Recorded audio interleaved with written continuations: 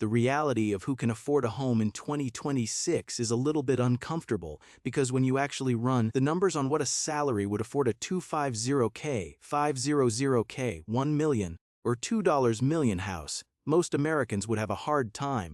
Today, we're going to go over how much of a house you can afford based on those home prices. So, this is an updated version of the video on housing I made almost 3 years ago now. And the landscape has changed quite dramatically. We now have 6% mortgage rates and the median home price sits at around $400,000. Now, the math has gotten a little bit tougher in 2026. So, let's actually run the numbers through each of those houses.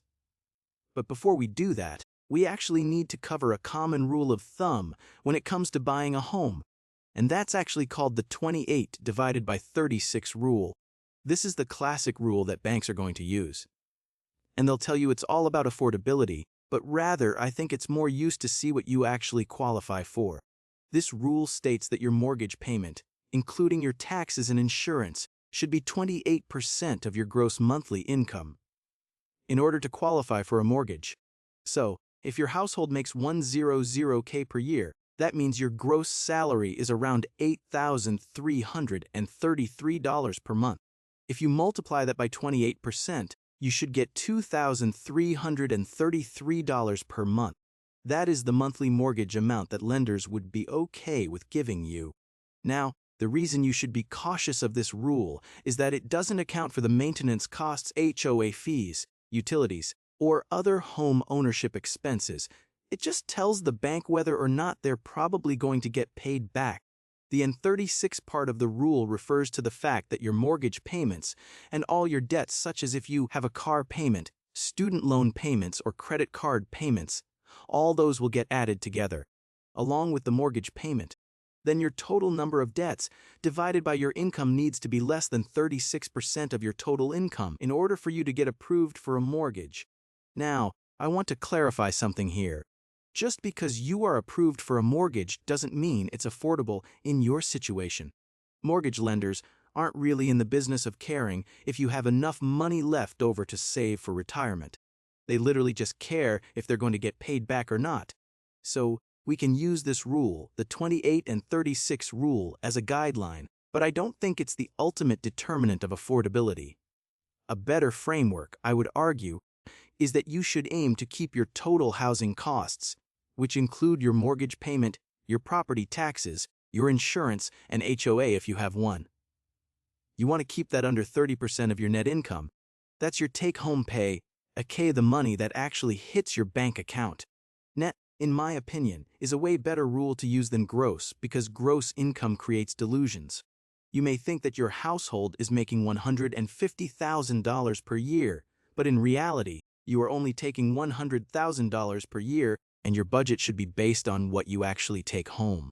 Now, 30% of net is a target, not a guarantee. So, in some markets, especially on the coast, even hitting 30% net requires a household income that most people won't have. And that's kind of the uncomfortable point of this video. Before we get into the salaries that allow you to afford the different types of homes in today's video, here's my honest opinion. When it comes to affordability, you need to run your own budget, period. The rules of thumb are something to look at, but they don't really matter as much to what you personally spend on a monthly basis. You should look at your net income and factor in what a reasonable amount for you is to spend on your mortgage, utilities, property taxes, maintenance, etc. Some people's net income is going to be wildly different than another person's net income, because someone maxing out their 401k at $23,500 per year is going to have a much lower take-home than someone contributing nothing. And in that scenario, they could be making the exact same salary, but their take-home is going to be completely different.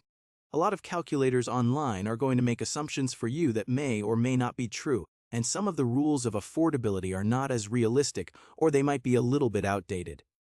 For example, the 3033 rule of home buying states that you should have a 30% down payment on a home, and that you shouldn't buy a home that is more than 3 times your annual income. This was actually the exact rule that I discussed in my video from 3 years ago.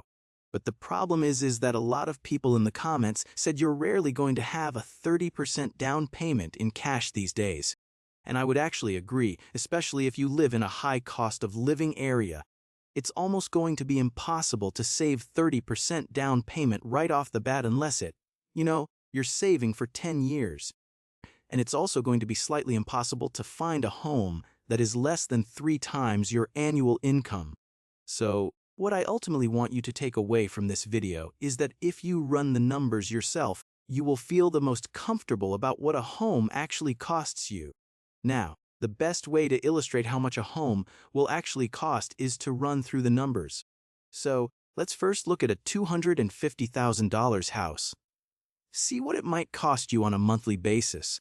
That way, you can understand what numbers to use in your calculations. Alright, so starting with a $250,000 house, we are going to assume a 20% down payment and a mortgage rate of 6%. So, to start off, you will need at least $50,000 inches cash to put down on this house.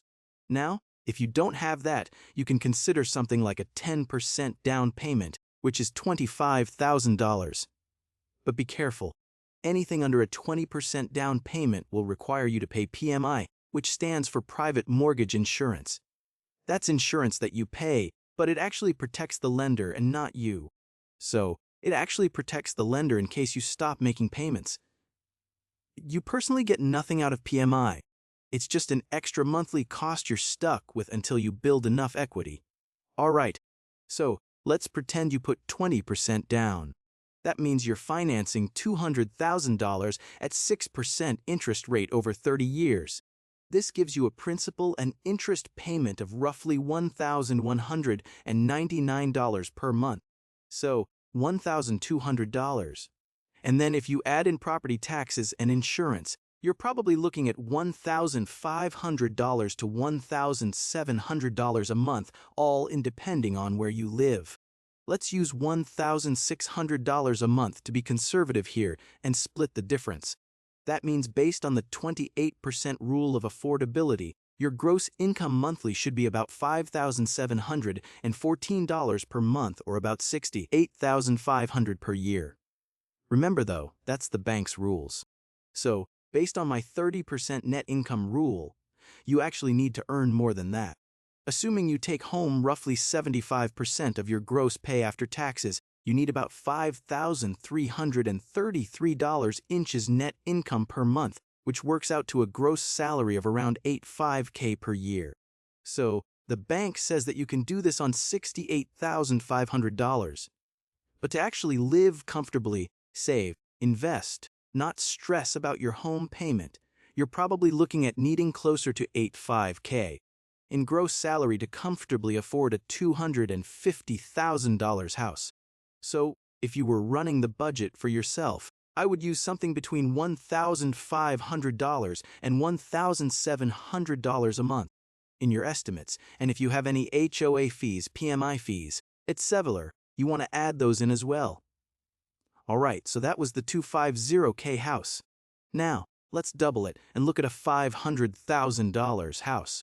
So, a $500,000 house in America is about $100,000 more than the median price home in America as of early 2026. In most regions, you can probably find something nice to live in at this price point.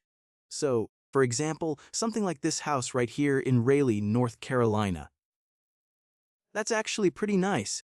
4 bedrooms, 3 bathrooms for $500,000 and 2,000 ISH squares. So, let's use the same assumptions here. 20% down, 6% mortgage rate. That means you need to get $100,000 inches cash just to get to the table. That would be the down payment, and that's a significant milestone that a lot of households simply haven't hit yet, especially considering that the median savings in America is around $8,000. That means a lot of the people who are able to afford a $500,000 house, especially if they're on the younger side, probably have some help with family money or an inheritance, or perhaps they're already a dual-income couple and they're rather successful. With 20% down, though, you're financing $400,000 at 6% over 30 years. and that gives you a principal and interest payment of roughly $2,400 per month. Add in property taxes and insurance, and you're looking at $2,800 to $3,000 per month all in. Let's use $3,000 a month as our working number. And remember, especially if you're in a higher tax state like California, Illinois, or New Jersey, you should probably use the higher end of that range as well.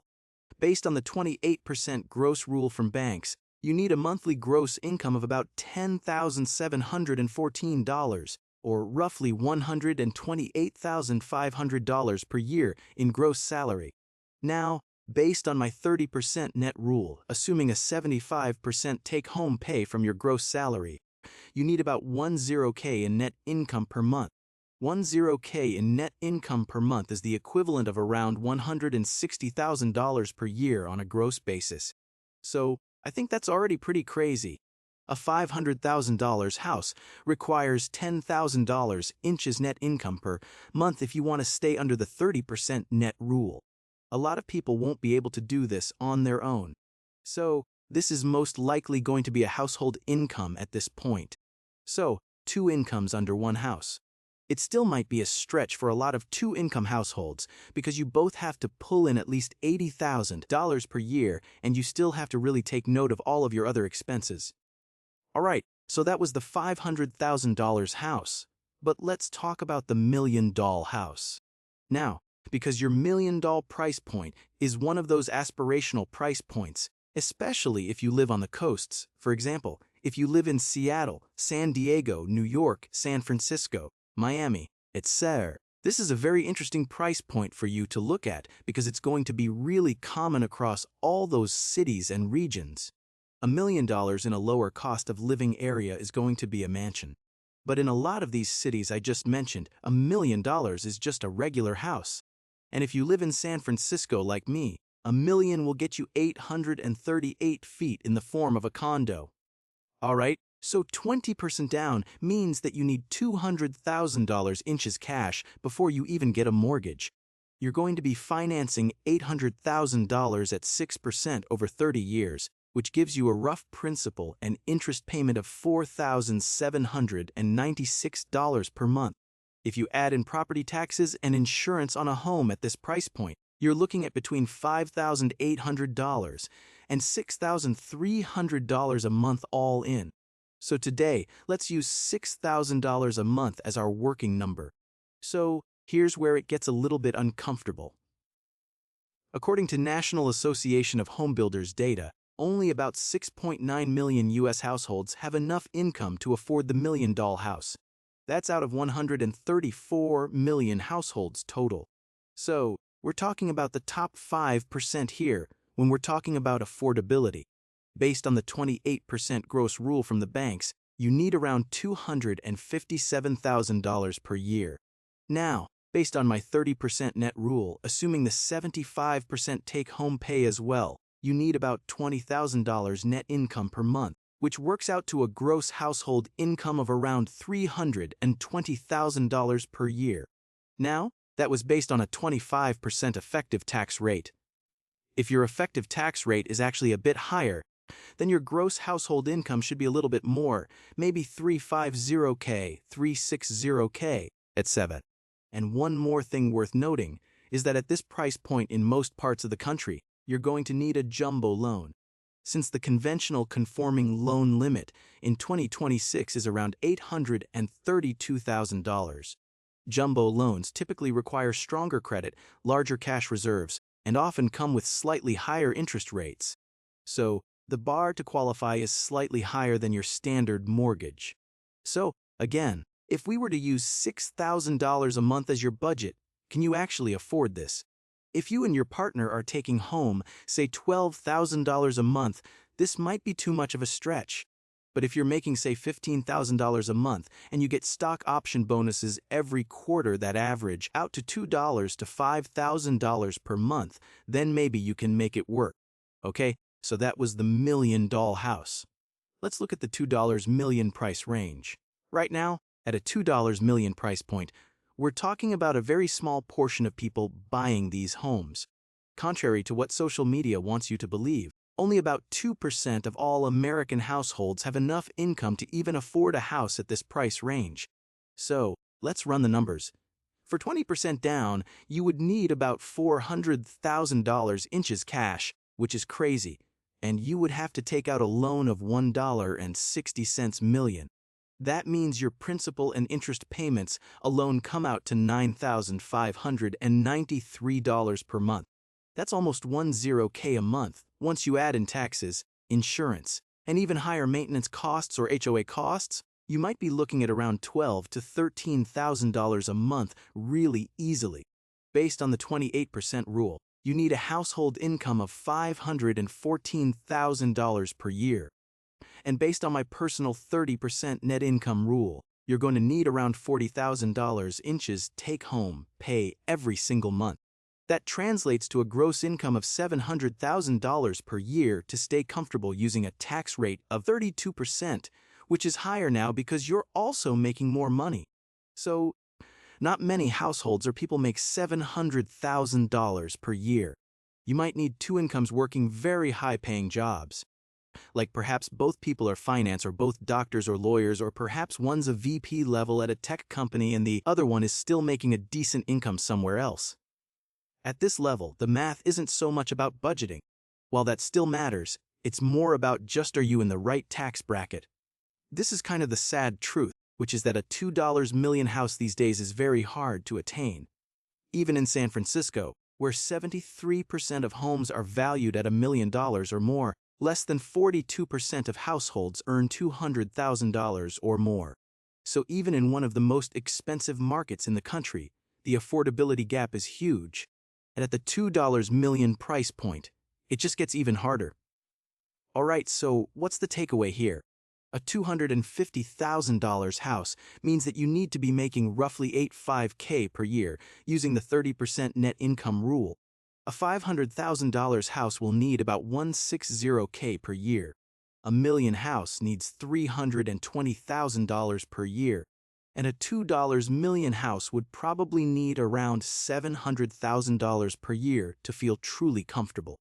In my opinion, most Americans aren't hitting those numbers. That's just the brutal math of what housing costs in 2026. This gap between what people are earning and what homes actually cost is what's causing the housing crisis. But what I want you to take away from this video is not fear or dread in general. I just want you to run the numbers yourself. Don't let the bank decide what's affordable for you. If you do this, I can guarantee that you'll be in a lot better of a financial position and you'll be able to sleep well at night. If you want to be in more of a better financial position, though, make sure to check out this video right here on every way to grow your net worth fast in 2026. Did you like that transition? Alright, if you did, let me know if you enjoyed this video. I hope you'll also enjoy this one. So, I'll see you in that video, and I'll catch you in the next one. Peace.